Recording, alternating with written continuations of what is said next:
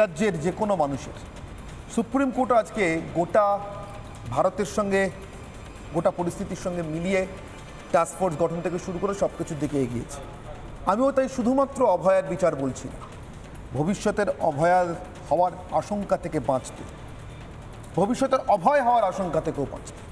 কি জানি কোনো ডাক্তারি ছাত্রেরও তো এমনই অবস্থা হতে পারতো, শুধু ধর্ষণটা হয়তো হতেন না, খুন তো হতেন, এবং খুন হলেও ঠিক একই কায়দায় এই দুর্বিনীত কমিশনার এবং তার ফোর্স, সো কল্ড ফোর্স, কোন শক্তিকে তারা আটকানোর চেষ্টা করতেন আমি জানি না, কোন শক্তি দিয়ে করতেন জানি না, কিন্তু আটকাতেন ঠিক যেভাবে আটকেছেন। সৌরভ দত্ত, দেখুন অনির্বাণ আমাকে একটুখানি বলতে দেবে, আমার যদি কোনো ভুল হয় পরে এটাকে আটকে দিল। প্রথম কথা হচ্ছে, মমতা বন্দ্যোপাধ্যায়ের পদত্যাগেই কি বাংলা সুরক্ষিত? এই যে প্রশ্নটা, আমি মনে করি যে কোনো শাসক প্রধান পদত্যাগ করলে এই সামাজিক অবক্ষয় কি বন্ধ হবে, আর নাকি লোকসভায় নতুন আইন প্রণয়ন করলে এই ধর্ষকদের বিরুদ্ধে তাতে এই অপকর্মটা বন্ধ হবে? আজকে ধরে নাও উত্তরপ্রদেশে যে এই রিসেন্টলি যে নার্স ধর্ষিতা হয়েছেন, যোগী আদিত্যনাথ পদত্যাগ করলে সব বন্ধ হয়ে যাবে, নাকি আজকে বিলকিস বানুকে যেভাবে ধর্ষণ করা হয়েছে তার জন্য মোদী পদত্যাগ করলে সব বন্ধ হয়ে যাবে? কোনোটাই হবে না। আমার মতে বলে যে এই সময় রাজনীতির রং না দেখে আমাদের উচিত যে এমন একটা আইন প্রণয়ন করা বা এমন একটা করা আইন আনা কেন্দ্রের পক্ষ থেকে, যেখানে দাঁড়িয়ে কোনো ধর্ষক আরেকবার এই ধরনের কাজ করতে সে কোনোভাবে সাহস না পায়।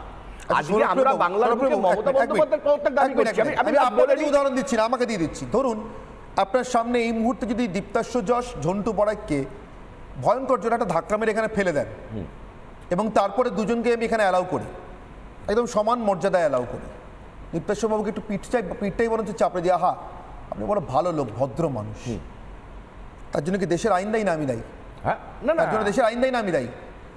আপনি কি বলবেন, দেশের আইনটা বদল করতে হবে এর জন্য, নাকি আমার মতো কাপুরুষকে এখান থেকে তাড়াতে হবে, কোনটা?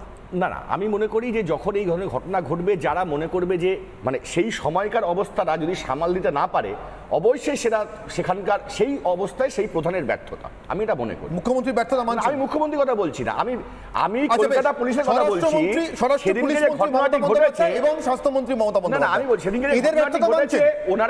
ওনার কাছে যদি কোনো ইন্টেলিজেন্স রিপোর্ট না থেকে থাকে, এটা ব্যর্থতা, এটা তো মানতে কোনো অসুবিধা নেই, এটা আমি বলছি না যে ওনার ব্যর্থতা না। কিন্তু আমার কথা হচ্ছে যে আজকে যখন অনিতা দেওয়ান হয়েছে, বর্ণালী দত্ত হয়েছে, সেই সময় কি জ্যোতিবাবু আর বুদ্ধদেব বাবু পদত্যাগ করেছিলেন এবং তার জন্য কি সব ধর্ষণ বন্ধ হয়ে গেছে? রিপাবলিক বাংলা থাকলে সেদিনকেও আমাকে পদত্যাগের দাবি তুলতে শুনতেন, আমার জ্যোতিবাবু বুদ্ধবাবু তো কিছু আটকায়। শুনুন না, এক মিনিট, ছিলাম না কি করা যাবে, ওনাদের সৌভাগ্য। আরে ছিলাম না কি করা যাবে, ওনাদের সৌভাগ্য। আমি আরো 25 বছর আগে জন্মাইনি, টেলিভিশন আরো 25 বছর আগে আসেনি, কি করবো আমি? শুনুন না আমি কি বলছি, সৌরভ বাবু শুনুন না, টেলিভিশন থাকলে, আরে সৌরভ বাবু টেলিভিশন থাকলে ব্রিটিশ শাসন 190 বছর চলতো না। থামুন না, ওটা নিয়ে কথা বলে লাভ নেই। আরে আপনি শুনুন না, আমি ধর্ষণের কথা জিজ্ঞাসা করিনি, আমি জিজ্ঞাসা করেছি ধর্ষণকে ধামাচাপা দেওয়ার তদন্ত, এবং সেই পুলিশকে পুলিশ মন্ত্রী সার্টিফিকেট। ধামাচাপা দেওয়ার মনোভাব মুখ্যমন্ত্রী মমতা বন্দ্যোপাধ্যায় কোনোভাবে সুপ্রিম কোর্টে অর্ডার করেছেন, প্রথম থেকে বলে আসছেন ফাঁসি চাই, সুপ্রিম কোর্টের শুনানিটা শুনেছেন? হ্যাঁ, নির্যাতিতা ফাঁসি চাই বলেছেন। না, নির্যাতিতা কেন হয়ে যাবে বলবো, আর ধর্ষকদের আরে চেয়েছেন তো, ধর্ষকদের ফাঁসি, আরে চেয়েছেন তো, নির্যাতিতার ফাঁসি বলেছেন তো, জনসমক্ষে বলেছেন।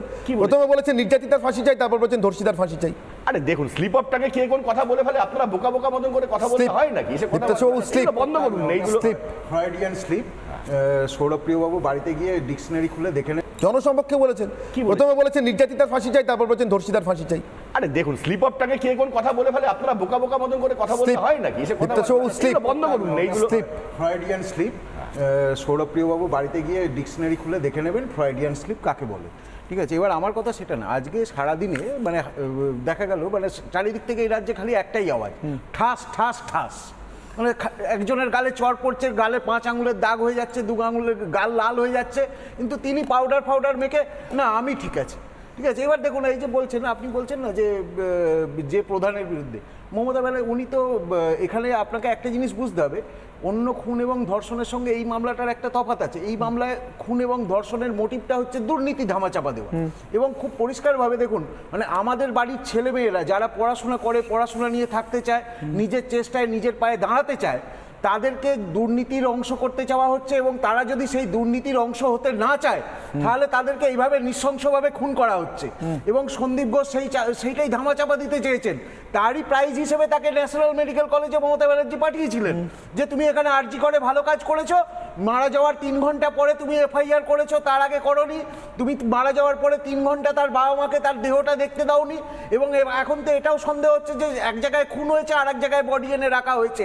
কারণ আমার তো স্বাভাবিক বুদ্ধিতে আমার মনে হয় না যে কেউ গিয়ে পাশে রেস্টরুমটা ছেড়ে গিয়ে মেঝেতে যেখানে ধুলো ভর্তি সেখানে গিয়ে কেউ শোবে। সৌরভপ্রিয় বাবুরা হয়তো শোন, আমরা শুই না। আমার একটা প্রশ্ন, আমি তদন্ত নিয়ে না, আমি কোনো কাটা ছাড়াতে যাচ্ছি না, আমি কোনো গোয়েন্দাগিরি, আমার প্রশ্ন যাদের গোয়েন্দাগিরিটা করার কথা ছিল তারা গোয়েন্দাগিরি করেছেন নাকি ধামাচাপা? না, তারা গোয়েন্দাগিরি করেননি বলেই আজকে দেখুন এই যে সিআইএসএফ এর আবেদনটা কে করেছে? সলিসিটর জেনারেল, এবং সেটা সুপ্রিম কোর্ট মঞ্জুর করেছে।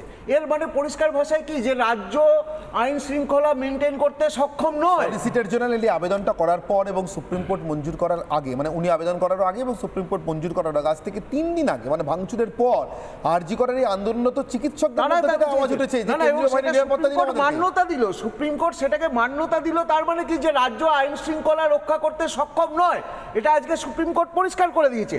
আর একটা উনি বর্ণালী দত্তর কথা বললেন না, ওনাকে একটা বলি, সেই সময় যার নামে অভিযোগটা উঠেছিল তিনি ছিলেন তৎকালীন বাম যুব নেতা, এক বাম মন্ত্রীর ছেলে, এবং বর্তমানে তিনি তৃণমূলে। কাজে বেশি ঘাঁটতে গেলে কেঁচো খুঁড়তে কেউটে বেরিয়ে যাবে, অত কথা বলবেন না। এবং আরো দেখুন এখানে কি কি ঘটনা উঠে আসছে। কেঁচো খুঁড়তে কেউটা বেরোক না, আমরা তো চাইছি সব কেউ। কোন শ্যামের বাঁশি বাজলে মমতা ব্যানার্জি সন্দীপ ঘোষকে টু বি ফ্র্যাঙ্ক, আমি চাইছি সব কেউটের বিষ দাঁত উপড়ে ফেলা হোক। এবং আমাকে মানে আমি ভুল বুঝবেন না ঠিক বুঝবেন তার পরোয়া করছি না, যদি এমন 2-4টে কেউটে আপনাদের দলেও ঢুকে থাকে সময় বুঝে, তাহলে তাদেরও বিষ দাঁত উপড়ে ফেলা উচিত। কিন্তু না, প্রশ্ন হচ্ছে মমতা বন্দ্যোপাধ্যায় পুলিশ মন্ত্রী হিসেবে সেটা চান কিনা, স্বাস্থ্যমন্ত্রী হিসেবে চান কিনা। আমি চান না, সেই জন্যই বলেছেন নির্যাতিতার ফাঁসি চাই, ধর্ষিতার ফাঁসি চাই, সন্দীপ ঘোষের ফাঁসি চাই বলেননি। সৃজিতা ঘোষ